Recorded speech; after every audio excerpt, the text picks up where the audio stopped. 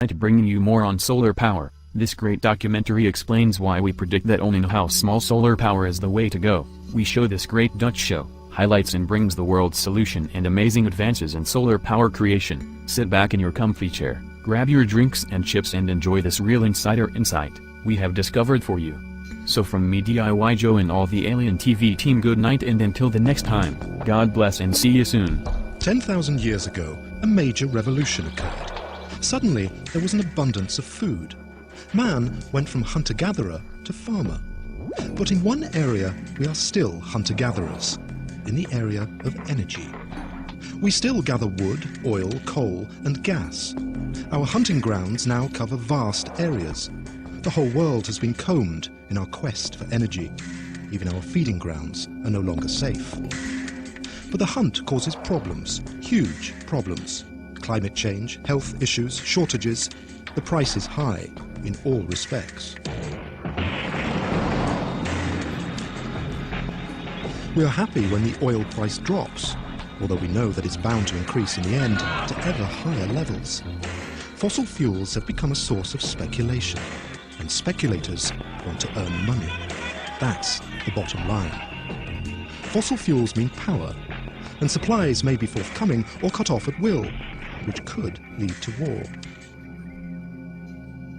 Fortunately, the search for gas and oil seems to be losing ground to a new revolution: the large-scale harvesting of sunshine.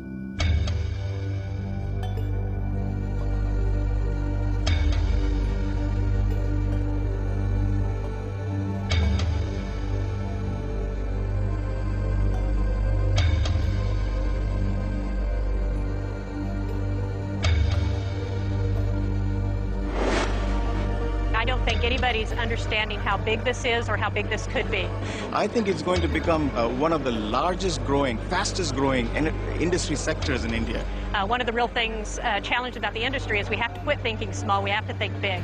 And I see this spilling to our neighboring countries like Pakistan, Bangladesh, Nepal, Sri Lanka, all of them. The solution for solar is not to think about, you know, a few panels here, a few panels here. It's a field full of panels of arrays. We've taken our revenues from about $10 million in 2004 to projections of about $1.4 billion this year. So extremely rapid growth, tripling for the last 2 years. The world has changed and so has solar. Solar is cost effective today. I don't think the average person on the street really could fathom how big this industry could be. I mean, it's a gigawatt industry in the next 5 years.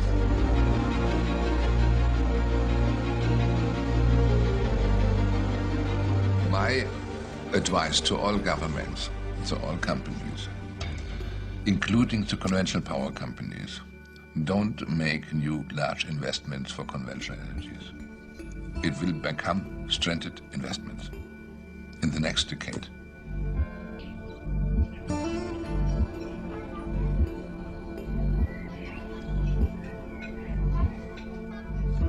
One country has started harvesting sunshine with a vengeance. The air is now cleaner, renewable energy is cheaper, and fossil fuel dependence has decreased. People driving through southern Germany will see farmhouses with solar panels everywhere they look. Even hills are completely covered in solar panels. Quietly and cleanly, these solar power plants generate electricity.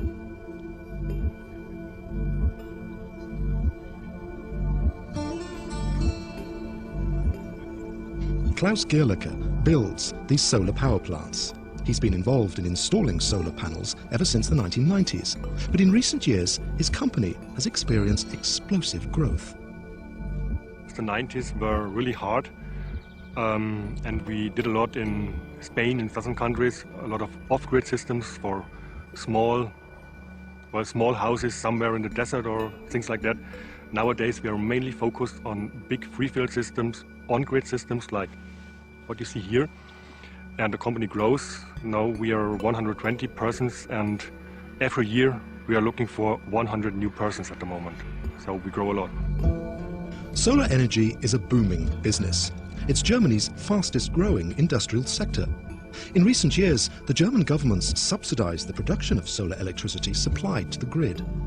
Suppliers are paid twice as much for solar electricity than they are for conventional electricity. This helps to finance the construction of solar power plants. A fund is set up and shares are issued. Kinds of energy scenarios. One, to play down the role of solar energy by scientists who are on the payroll of the power companies or who think in their categories, in their paradigm. Second, more ambitious scenarios who show, let's say, 50% renewable energies contributions up to, let's say, 2050. And many scientists have not enough courage. They don't want to leave too far the mainstream of the debate, because immediately when they go beyond these limits, they will become denounced as being not serious. And that means they don't have the courage to do that category. And such scenarios exist since 30 years, who show 100% renewable energy solution, 100% for all energy needs. And these are the only adequate scenarios, because it is very easy to show that all energy needs can be met by renewable energies, all energy needs. It's very simple to show it. To speak about limited potential is ridiculous. It has nothing to do with science, only with mythology. A frequently heard myth about the use of solar energy is that it takes up space, a lot of space. But that's actually not true. An area the size of France would be big enough. Calculations show that with the help of current technology, an area covering 300,000 square kilometers in the Sahara is enough to meet man's total annual energy consumption. From a global perspective, this is quite a modest-sized area.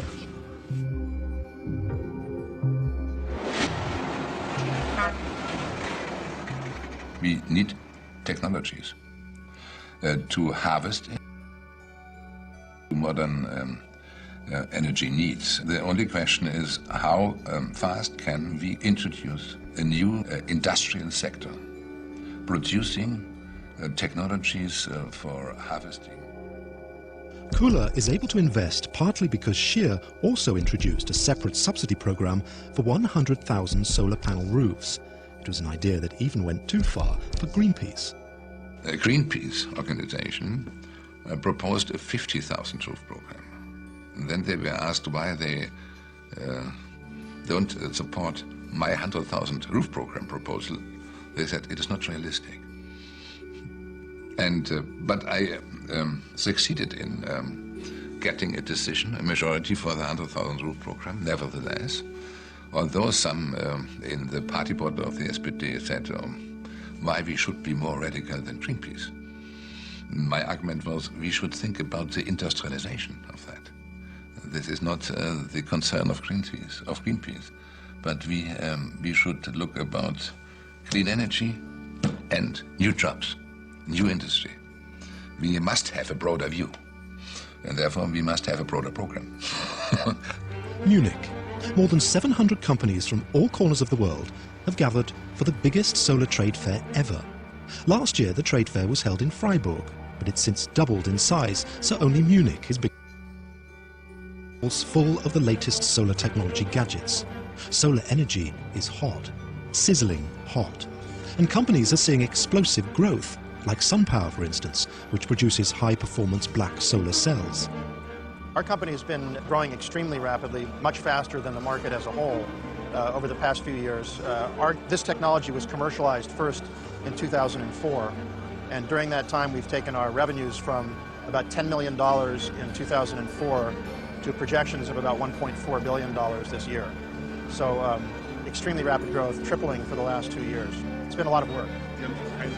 Solfocus is a similarly growing company, and it has started producing large-scale systems using cheap mirrors made of glass and aluminium to concentrate sunshine onto more expensive, very high-performance solar cells. This drastically reduces the cost of solar energy.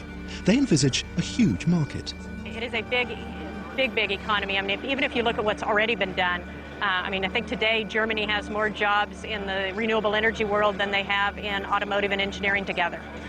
So to me, it's already proven it's a viable world. the number of things you need to think about, and we found that you can reduce installation time by as much as a half and get on and do more systems and make more profit. As solar energy approaches the cost parity with fossil fuels, you're not looking at a solar industry, you're looking at an energy market, which is huge. So what you're seeing is for a while now, the technology has been moving at a pace where the efficiencies have been crawling up and the costs have been crawling down with what I would really call disruptive technologies, things like our concentrated photovoltaics or some other technologies out there.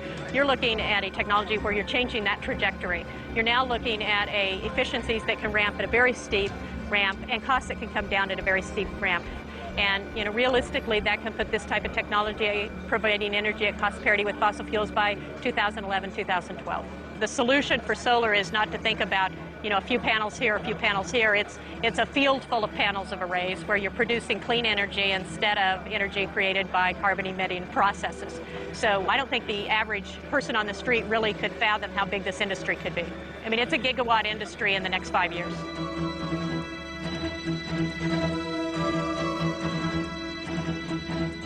The costs for renewable energies can only go down because all costs for renewable energies are, with the exemption of biomass, only costs for technologies.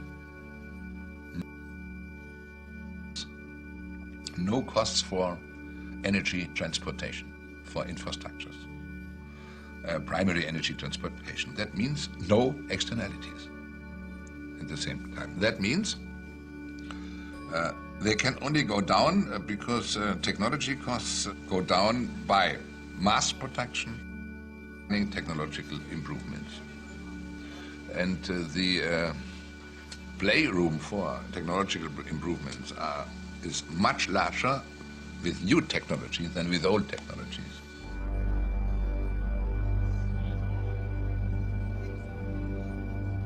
Just one single oil company has also been trying to grab a piece of the pie. But at the trade fair, they don't want to comment. Not surprising, considering the solar energy market seems to be slipping through their fingers. It's been taken over by the electronics industry that's learned that upsizing and mass production works. Applied Materials is one of the companies that supplies machines for the production of chips and solar cells. Mass production and technological innovation are the buzzwords here.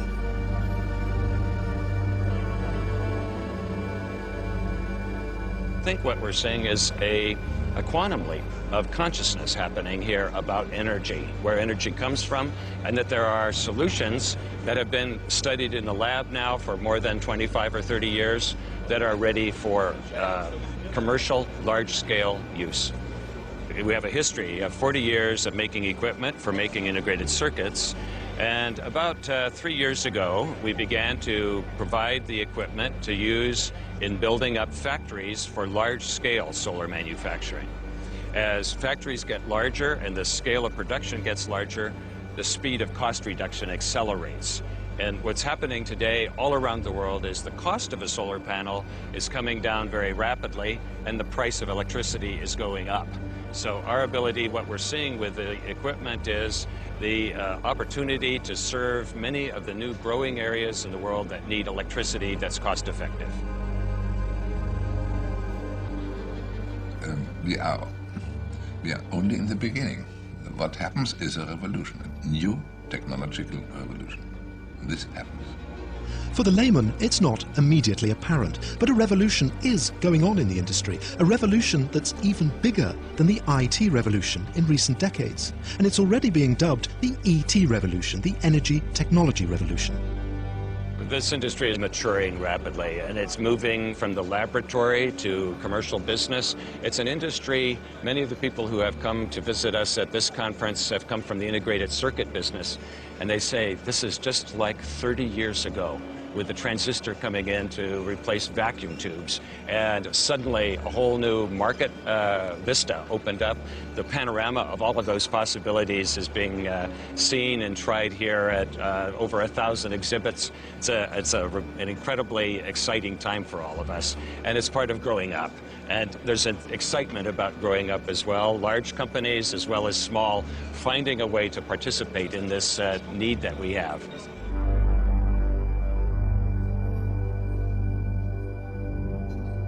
All technological revolutions have had an initiator. And we are the initiators of that. And this will lead to a development which will initiate a break of the conventional energy system in the next decade. And the business changes from an energy business to a technology business. That means the losers are the conventional power companies. The winners of this development are companies in the economic field, are the companies who produce the technologies for harvesting renewable energies and store it.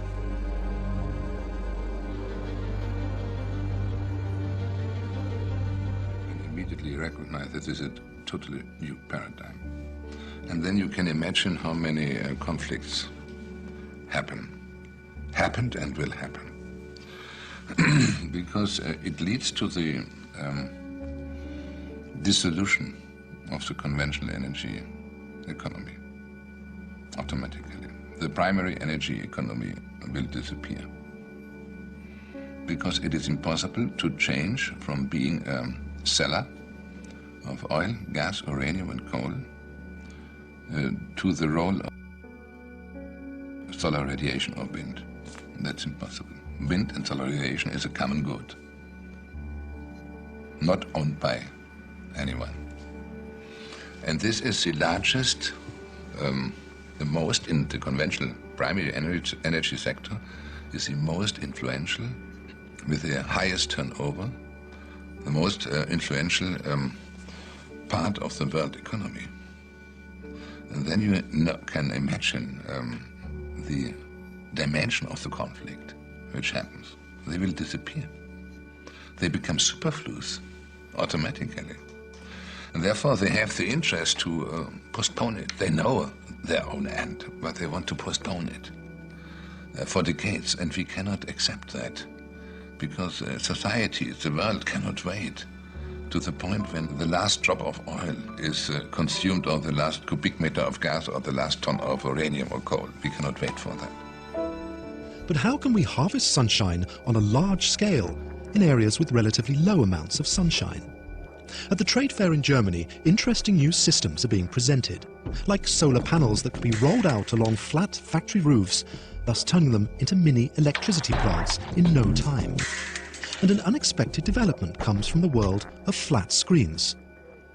Producing flat screens is a very similar technology to producing solar panels. In fact, it's just glass covered with a very thin layer of semiconducting material. Until a few years ago, large flat screens were still very expensive. Now everyone's buying them, and they're a tenth of the price they were just 5 years ago. If such large screens can be made, then the step to making even bigger solar panels is quite easy. And that's exactly what's happening right now. Applied Materials is now building machines that can churn out sun panels measuring some 5.5 square meters. Its customers are the big electronic industries of Japan, Taiwan, China and India. In the near future, they'll be providing cheap solar energy on a global scale. Yes, a solar panel like the ones behind me, made with thin film silicon, can produce as much energy as was consumed to make the solar panel in about 8 months, well less than 1 year. The energy payback, as it's called, is a very short time. And of course, this is going to continue to make electricity well beyond 25 years. It's a great return on that energy investment. So this is the first time in history where cost-effective energy could be manufactured. Before, we always burn something up. Machines make it easy to assemble the huge solar panels and turn them into mega solar plants in just a short space of time. And they are, quite literally, mega. Where solar panels once provided kilowatts, they can now provide megawatts, and they'll soon provide gigawatts. This new kind of technology has put an end to the myth that there's not enough space for affordable solar energy in low sunshine countries. If we would produce 500 billion kilowatt hour in Germany, we would use 3,750 square kilometers. This is less than 10% of the surface which is covered by buildings. And it is possible to integrate this in constructed areas, in buildings, as roofs over streets and so forth. And we can take vertical spaces because you can take the facade of buildings for the production of electric power. And That means this argument is totally ridiculous. Forget it.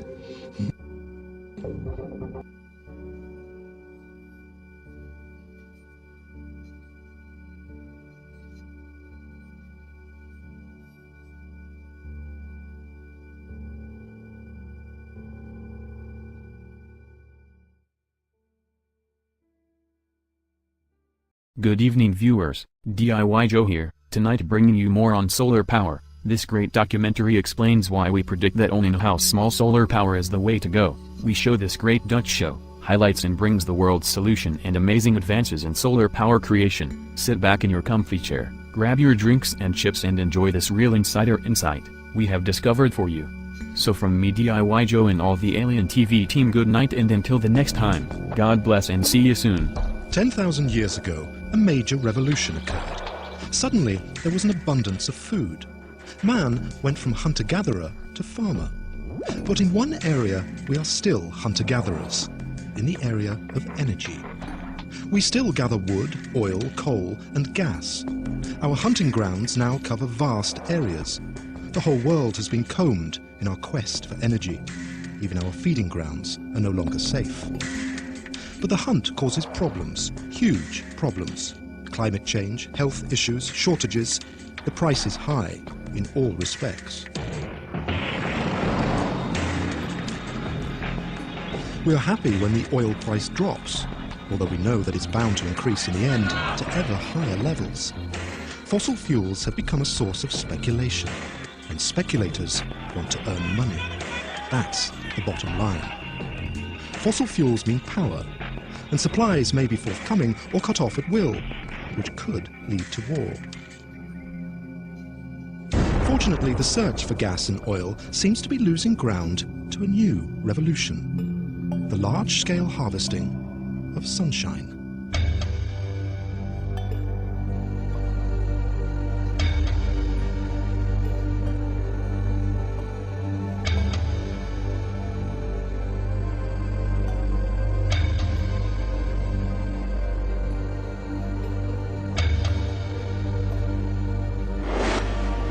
I don't think anybody's understanding how big this is or how big this could be.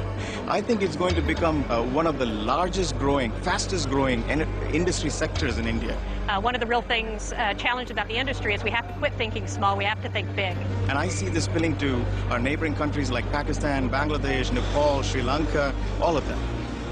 The solution for solar is not to think about, a few panels here, a few panels here. It's a field full of panels of arrays. We've taken our revenues from about $10 million in 2004 to projections of about $1.4 billion this year. So extremely rapid growth, tripling for the last 2 years. The world has changed and so has solar. Solar is cost effective today. I don't think the average person on the street really could fathom how big this industry could be.